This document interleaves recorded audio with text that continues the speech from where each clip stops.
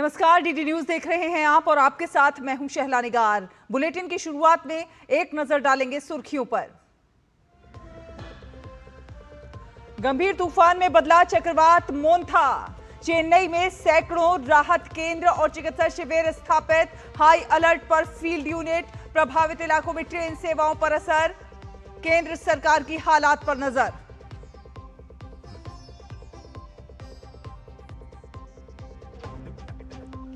राष्ट्रपति द्रौपदी मुर्मू ने नई दिल्ली में अंतर्राष्ट्रीय सौर गठबंधन सभा के 8वें सत्र को किया संबोधित।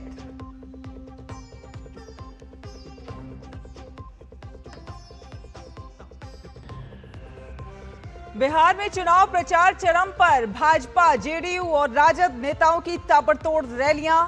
आज शाम जारी होगा महागठबंधन का घोषणा पत्र।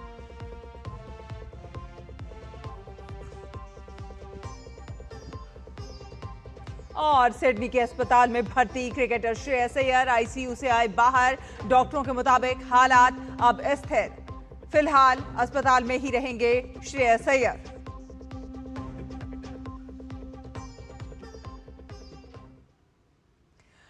तो बड़ी खबर यही है कि चक्रवात मोंथा पश्चिम मध्य बंगाल की खाड़ी में एक गंभीर चक्रवाती तूफान में बदल गया है। पिछले 6 घंटों से ये 12 किलोमीटर प्रति घंटे की गति में लगातार आगे बढ़ रहा है। वर्तमान की बात की जाए तो ये चक्रवात मछलीपट्टनम से लगभग 160 किलोमीटर, काकीनाडा से 240 किलोमीटर और विशाखापट्टनम से 320 किलोमीटर दूर केंद्रित है।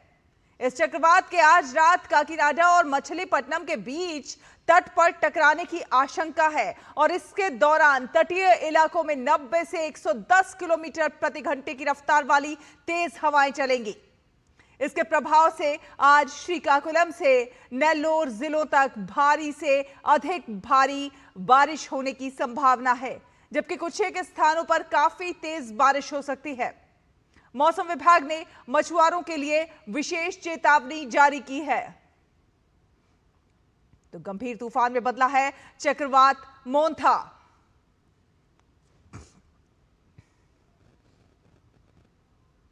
आपको बता दें कि ओडिशा सरकार ने भी चक्रवात के मद्देनजर सभी तैयारियां पूरी कर ली हैं।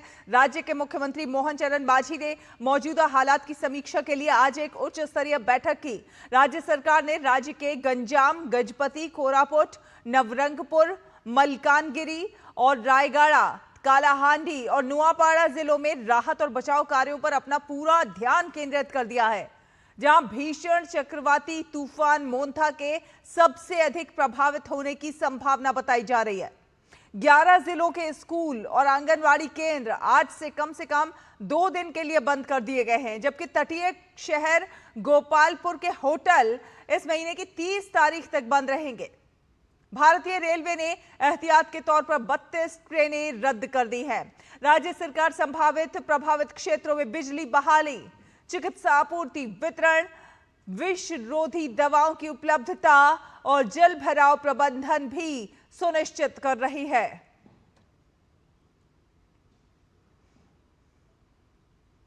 आंध्र प्रदेश के काकीनाडा में चक्रवाती मोंथा के प्रभाव से काकीनाडा में भारी बारिश और तूफान की स्थिति पैदा हो गई है। चक्रवात के मद्देनजर एनडीआरएफ की टीम प्रभावित क्षेत्रों में राहत और बचाव कार्यों में जुटी हुई है। लगातार लोगों को सतर्क करके हर संभव मदद देने में लगातार जुटी हुई है। और इस बीच एनडीआरएफ इंस्पेक्टर बिस्वास ने कहा है कि उनकी टीम 24 घंटे तैनात है और स्थिति की पूरी निगरानी कर रही है।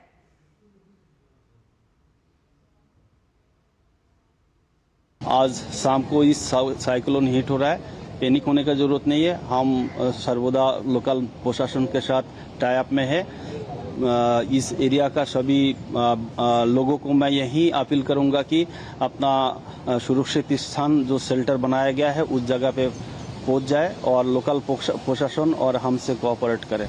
और साथ साथ मैं ये भी बोलूँगा कि नॉट ओनली यहाँ पे एनडीआरएफ टीम तैनात है, काकीनाडा में है, मछलीपट्टनम है, नेल्लोर में है, बहुत सारे जगह पे एनडीआरएफ टीम तैनात है। फायर का टीम यहाँ पे काम करेगा, एसडीआरएफ भी तैनात हो चुका है, तो पैनिक होने का कोई जरूरत नहीं है। चक्रवाती तूफान मोंथा के मद्देनजर पुरी में लाइफ गार्ड और अग्निशमन विभाग के अधिकारियों ने पर्यटकों को समुद्र के आसपास जाने और उसमें नहाने से रोक दिया। समुद्र तटीय इलाकों में तूफान का कहर अब तेज होता जा रहा है और इसीलिए स्थानीय प्रशासन ने ये फैसला लिया है। समुद्र के आसपास जाने की मनाही कर दी है।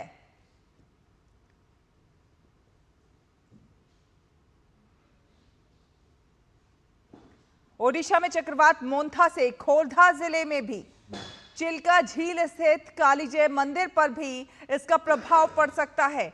मोन्था तूफान के दौरान 90 से 110 किलोमीटर प्रति घंटे की रफ्तार से तेज हवाएं चल सकती हैं और इस तूफान को देखते हुए प्रशासन सभी आवश्यक कदम उठा रहा है और इससे संबंधित तैयारियों में लगातार जुटा हुआ है।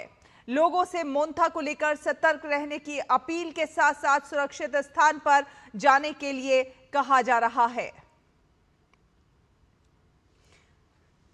तो चक्रवाती तूफान मोन्था के असर से तमिलनाडु के कई एक जिलों में मौसम भी खराब हो गया है। मौसम विभाग ने अगले 1 से 2 घंटे में चिंगलपट्टू, चेन्नई, कांचीपुरम, कन्याकुमारी, रानीपेट, तेनकासी, तिरुवल्लुर, थुथुकुडी, तिरुनेलवेली, तिरुपुर और तिरुवन्नामलाई, वेल्लोर, विलुपुरम और विरुधुनगर जिलों के कुछ एक इलाकों में हल्की आंधी, बिजली चमकने के साथ ही बारिश होने की भी चेतावनी दी गई है। लोगों को सलाह दी जा रही है कि वे घरों में रहें, जरूरी काम होने पर ही बाहर निकलें और खुले मैदानों या फिर पेड़ों के नीचे खड़े ना हों। बिजली गिरने का खतरा ज्यादा रहता है, इसलिए सावधानी बरतें। सड़कों पर पानी भर सकता है, इससे ट्रैफिक जैम भी हो सकता है। किसानों को फसलों की सुरक्षा के लिए तैयार रहना चाहिए और इस तूफान के कारण रेलवे भी सावधानी बरतता हुआ नजर आ रहा है। खास तौर पर train number 18189 Tatanagar Ernakulam express, जो कि आज सुबह 5 बजे टाटानगर से रवाना हुई थी, उसे डाइवर्ट कर दिया गया है और अब ये ट्रेन टिटलागढ़ी, लखोली, रायपुर, दुर्ग, गोंदिया, नागभीड़, बल्हारशाह, बेलमपल्ली, रामगुंडम, वारंगल, खम्मम और विजयवाड़ा होकर चलेगी। यात्रियों और आम लोगों से अपील है कि वे अफवाहों पर ध्यान न दें, सिर्फ और सिर्फ आधिकारिक सूचनाओं पर ही भरोसा करें।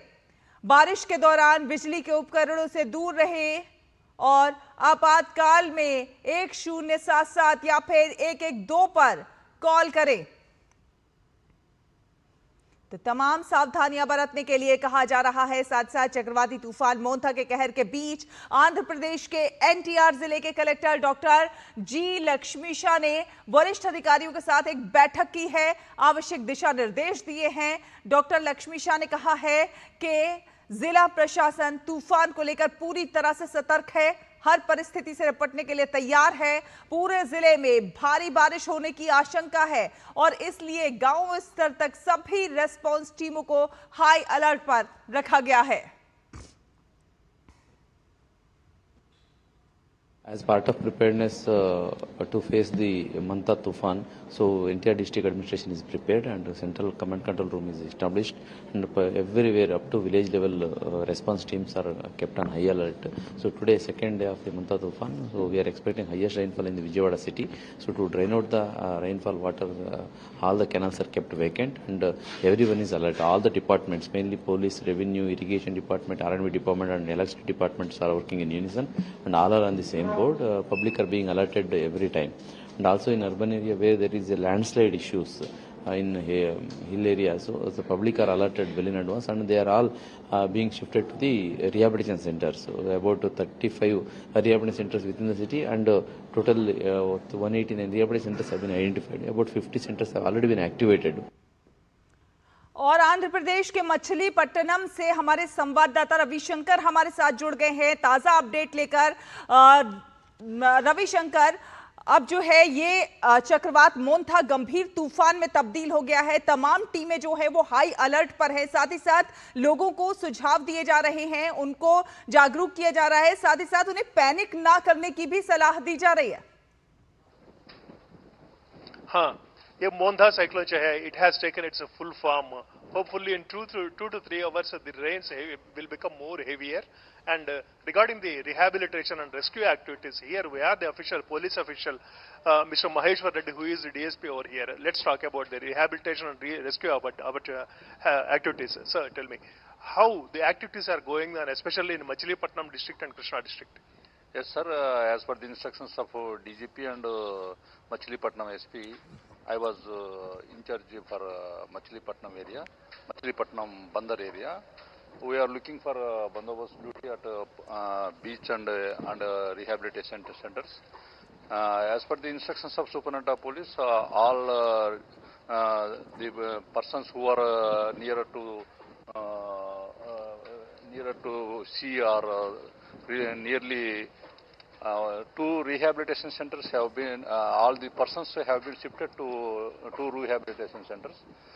They are providing everything, and water and food facilities. Everything is done peacefully. So how comfortable the public are? वो rehabilitation centers के आने के लिए वो कुछ माराम कर रहे थे, वैसे ही मूव हो रहा है? Yeah, all are happy with the directions of district collector and district SP. All are happy. So predictably कितने दिन वहाँ उन लोगों को रुकना पड़ेगा? Especially likelihood of today and tomorrow there is a expected heavy rain, and we are looking forward. Everything will be on job. Thank you, sir. So if we go through the rainfall in all over AP, the Kalupada, it was recorded 125 mm of rainfall, and followed by Vizag rural 120 millimeters of rainfall. I think this is quite a big number. और जो आगे 2-3 घंटे आ रहे हैं उसमें और ज्यादा रविशंकर, आप जहां खड़े हुए हैं यहाँ पर हवा की रफ्तार कैसी है, किस तरह की हलचल दिखाई पड़ रही है, किस रफ्तार से चल रही है, और आगे अभी आने वाले समय में किस तेजी से और बढ़ सकती है हवा? हाँ, हम जो खड़े हैं मछलीपट्टनम में, मछलीपट्टनम मंगेनपुड़ी बीच में हम अभी थे। सुबह से लेके अब तक there is much more variation either in tides और इन द विंड आल्सो। बहुत ज्यादा फर्क हमको दिखाई दे रहा है। एंड 7 बजे तक यहाँ पे जो लैंड फॉल हो रहा है, यहाँ पे मछलीपट्टनम से काकीनाडा के बीच में ही लैंडफॉल होने वाला है। जिस तरह से पेड़ जो हैं, वृक्ष जो हैं, वो झूमते हुए नजर आ रहे हैं, ऐसे में हवा की रफ्तार का अंदाजा लगाया जा सकता है। हाँ, बहुत तेज हवा चल रहा है यहाँ पे। अभी जो सुबह से यहाँ पे जो वेरिएशन है, उससे भी 2-3 घंटे में और भी ज्यादा हवा यहाँ पे आने की संभावना है। As per that, even the beaches have been evacuated totally because it seems to be very dangerous. So policing was perfectly done. बिल्कुल। अच्छा, ये भी बताइए कि कितनी संख्या में राहत केंद्र, चिकित्सा शिविर जो हैं वो स्थापित किए गए हैं, साथ ही साथ जो लोग जिनको घरों में रहने की सलाह दी जा रही है उन लोगों के लिए दैनिक जीवनचर्या के लिए क्या कुछ व्यवस्था है, खाने पीने के सामान की क्या कुछ व्यवस्था है? यहाँ पे जो है टोटल 1470 विलेजेस ये मांदा तूफान के बगैर इफेक्ट हुआ था। उनमें से लोगों जो है लो लेइंग एंड जो इफेक्टिव विलेजेस से लेके पूरा 2200 रिहैबिलिटेशन एंड रेस्क्यू सेंटर्स यहाँ पे आंध्र प्रदेश में बनाया गया था। People were convinced with saying with the words of government that you will be get affected because of the cyclone. वहाँ पहुँच जाए बोल के उन लोगों को at about 40% public from the low-lying and affected areas has been shifted to these 2,200 rehabilitation centers. And for coming 2 days, everything what not rice, food, water, electricity with generators and basic medicines also, and anti-venom if any snake bites occurs in fields and all, anti-venom injections, all these things are procured and put in these rehabilitation center. बिल्कुल, यानी कि ये कह सकते हैं जिस तरह से अनुमान के आधार पर जिस तरह से तैयारियां हैं केंद्र और राज्य सरकार दोनों की और जिस तरह से नजर रखी जा रही है, तमाम टीमें हाई अलर्ट पर हैं। कहीं ना कहीं नुकसान होने की आशंका जो है वो काफी ज्यादा कम हो जाती है इस पूरी तैयारी को देखते हुए। बहुत बहुत धन्यवाद रविशंकर, हमारे दर्शकों से ये तमाम ताजा अपडेट साझा करने के लिए। फिलहाल एक छोटा सा ब्रेक के उस पार खबरों का सफर जारी रहेगा।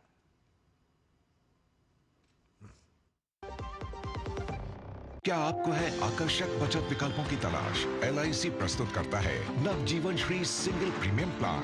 एक मुश्त प्रीमियम राशि जमा करें, जीवन बीमा कवर का आनंद उठाएं, परिपक्वता पर गारंटीकृत निश्चित राशि प्राप्त करें, तरलता विकल्प भी उपलब्ध। अभी खरीदें। मौजूदा पॉलिसी धारकों के लिए आकर्षक छूट, नियम और शर्तें लागू। मेरी पसंद। मेरी पसंद। मेरी पसंद। मेरी पसंद। हमारी पसंद।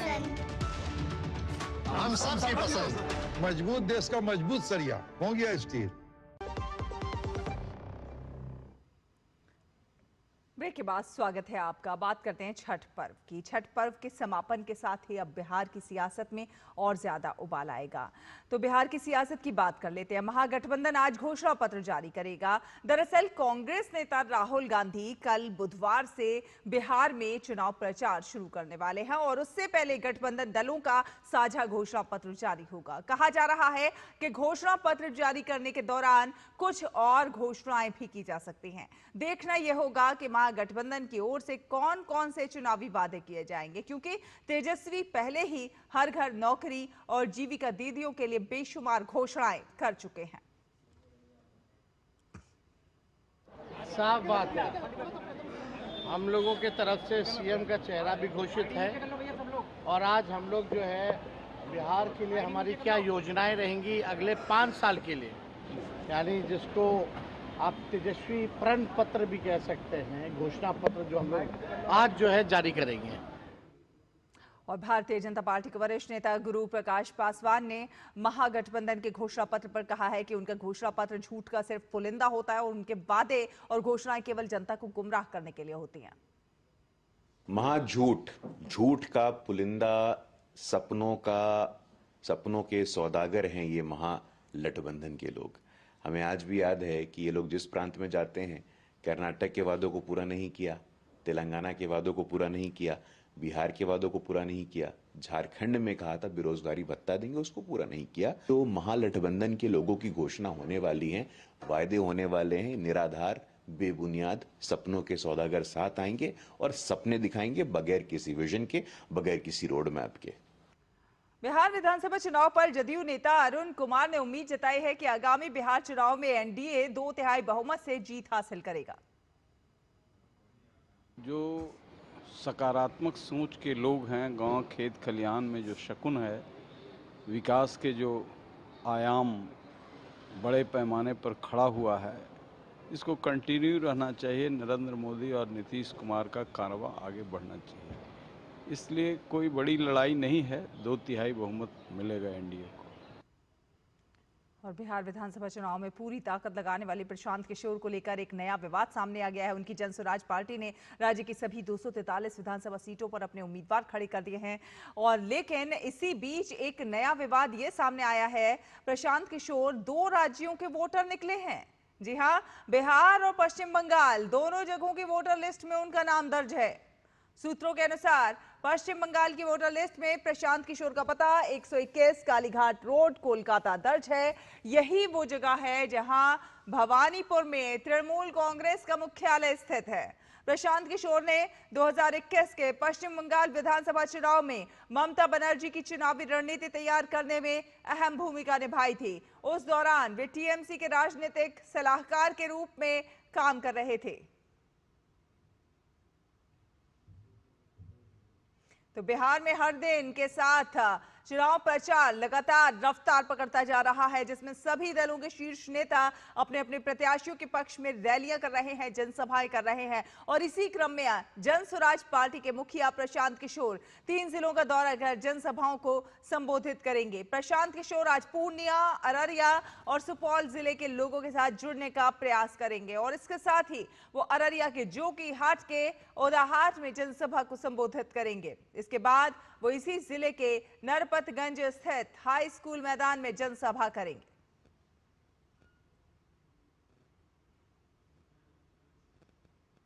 भारतीय नौसेना के स्वदेशी रूप से निर्मित सर्वेक्षण पोत ईक्षक के कलगी यानी कि CREST का अनावरण किया गया। ईक्षक को 6 नवंबर को नौसेना बेस कोची में शामिल किया जाना है। समारोह की अध्यक्षता नौसेना प्रमुख एडमिरल दिनेश कुमार त्रिपाठी करेंगे। इस अपनी तरह के तीसरे जहाज के रूप में ईक्षक का प्रेरण उन्नत अत्याधुनिक प्लेटफॉर्मों के निर्माण के लिए भारतीय नौसेना की दृढ़ प्रतिबद्धता को रेखांकित करता है, जो क्षमता वृद्धि और आत्मनिर्भरता की गति को आगे बढ़ाता है। ये स्वदेशी हाइड्रोग्राफिक उत्कृष्टता में एक उपलब्धि है। Garden read ship builders and engineers limited Kolkata द्वारा जहाज उत्पादन निदेशालय और युद्धपोत देखरेख टीम कोलकाता की देखरेख में ईक्षक 80% से अधिक स्वदेशी सामग्री का प्रतीक है।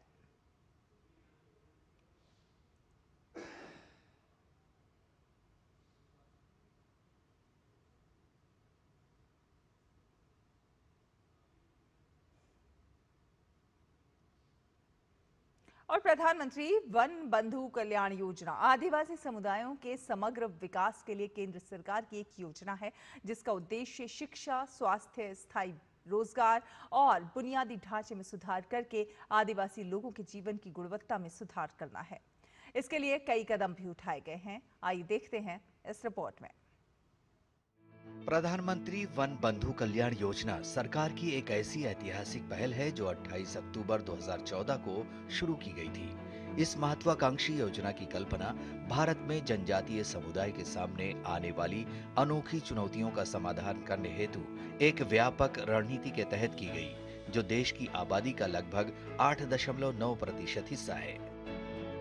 हिमालय से लेकर अंडमान और निकोबार द्वीप समूह तक विभिन्न क्षेत्रों में फैली 700 से अधिक अनुसूचित जनजातियों वाली भारत की जनजातीय आबादी अक्सर सामाजिक आर्थिक विकास के मामले में हाशिए पर रहती है। यह योजना आदिवासी बहुल इलाकों में बुनियादी ढांचा, शिक्षा, स्वास्थ्य, आजीविका और सांस्कृतिक संरक्षण जैसे कई आयामों को छूने की कोशिश करती है, जिसके लिए प्रधानमंत्री वन बंधु कल्याण योजना के तहत 6 प्रमुख कदम उठाए गए हैं, जिसमें प्रधानमंत्री आदि आदर्श ग्राम योजना, विशेष तौर पर कमजोर जनजातीय समूह पीएम जनमन, आदिवासी अनुसंधान संस्थान, pre matric scholarship, post matric scholarship, परियोजना प्रबंधन इकाई स्थापित करने के लिए राज्यों को प्रशासनिक मदद शामिल है। प्रधानमंत्री नरेंद्र मोदी ने आदिवासी कल्याण को लेकर हमेशा सरकार की प्राथमिकता सुनिश्चित की है। वर्ष 2021-22 से 2025-26 तक 26,135.46 करोड़ रुपए के वित्तीय परिव्यय के साथ शिक्षा और आजीविका में एकीकृत ग्राम विकास और क्षमता निर्माण पहल के जरिए आदिवासी समुदाय के समग्र विकास पर जोर दिया गया है। ऋषि कुमार की रिपोर्ट, डीडी न्यूज। अंतर्राष्ट्रीय खबरों का रुख कर लेते हैं। आपको बता दें कि तुर्की के बालिकेसिर प्रांत में भूकंप से भारी तबाही की खबर है। रिक्टर स्केल पर इसकी तीव्रता 6.1 मापी गई है। भूकंप के जोरदार झटके इस्तांबुल और अन्य शहरों में भी महसूस किए गए। घबराए लोग घरों से बाहर निकल आए। तमाम इमारतें तेज झटकों की वजह से धराशायी हो गईं। किसी के हताहत होने की तत्काल कोई सूचना नहीं है। भूकंप का केंद्र 5.99 किलोमीटर की गहराई पर था और इस्तांबुल सहित आसपास के प्रांतों में भी इसे महसूस किया गया। इस्तांबुल और इज़मिर के निवासियों ने बताया कि भूकंप का असर लगभग 30 से 40 सेकंड तक रहा और इस्तांबुल और इज़मिर के अलावा वर्सा और कनवक्ले में भी भूकंप के झटके महसूस किए गए। बात करें खेल की तो भारतीय क्रिकेटर श्रेयस अय्यर आईसीयू से अब बाहर आ गए हैं। अब उनकी हालत स्थिर है। उम्मीद ये की जा रही है कि अय्यर अगले हफ्ते तक पूरी तरह से ठीक हो जाएंगे। फिलहाल उनकी रिकवरी पर लगातार नजर रखी जा रही है। श्रेयस अय्यर को बाईं पसली के निचले हिस्से में चोट के बाद अस्पताल में भर्ती करवाना पड़ा है। स्कैन से उनकी स्प्लीन में लैसरेशन इंजरी का पता चला। अय्यर का इलाज चल रहा है। उनकी हालत स्थिर है। बीसीसीआई की मेडिकल टीम सिडनी और भारत के विशेषज्ञों के परामर्श से उनकी चोट की स्थिति पर लगातार नजर रख रही है। भारतीय टीम के साथ डॉक्टर श्रेयस के साथ सिडनी में रहेंगे और उनकी प्रोग्रेस का मूल्यांकन भी करेंगे।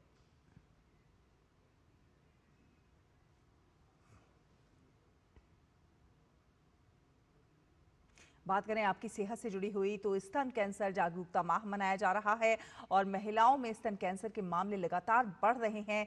ये जानकारी जरूरी है कि इसकी पहचान प्रारंभिक अवस्था में किस प्रकार से हो सके। तो आप ये रिपोर्ट देखिए, हमें और हमारी पूरी टीम को दीजिए अनुमति। नमस्कार।